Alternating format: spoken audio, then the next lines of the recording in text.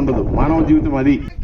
ఉన్న 2-3 గంటలు ఆ నిశా మాత్రం బాగా తగ్గకుండా ఊగటం, పడిపోవటం, కొట్టుకోవటం ఇవి చేస్తూ ఉంటారు. అవన్నీ సాతాను గడి చేసే పనులు. దేవుడికి మానవుడికి ఒక సంబంధం ఉంది. ఈ సంబంధం లేకుండా చేయడానికే ఈ సాతాను గడి అనేక రూపాలతో వస్తూ ఉంటాడు.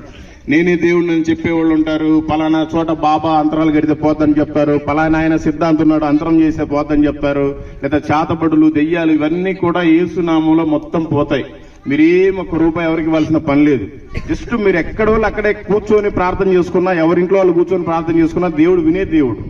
మనం తయారు చేసుకున్న దేవుడి దగ్గరికి వెళ్ళి ఎన్ని కొబ్బరికాయలు కొట్టి, ఎన్ని అగరబత్తీలు ముట్టించి, ఎన్ని పూలు వేసి ఎంతసేపు మాట్లాడిన వాళ్ళు మాట్లాడరు. కళ్ళు తెరిచే ఉంటాయి, అది బొమ్మ మాట్లాడదు. నోరు తెరిచే ఉంటది, మాట్లాడదు, అది బొమ్మ. చెవులు ఉంటాయి, వాళ్ళకి వినపడదు.